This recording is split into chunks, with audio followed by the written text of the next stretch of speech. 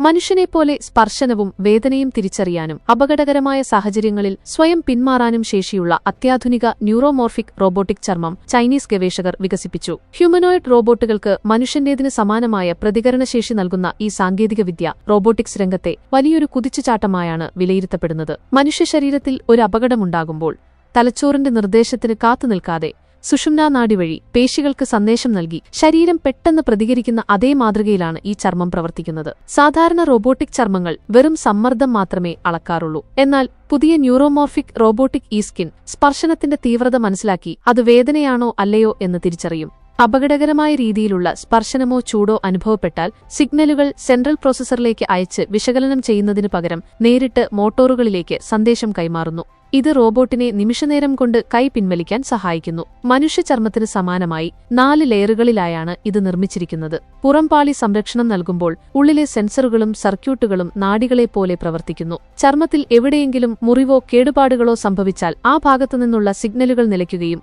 റോബോട്ടിന് അതെവിടെയാണെന്ന് കൃത്യമായി മനസ്സിലാക്കാൻ സാധിക്കുകയും ചെയ്യും.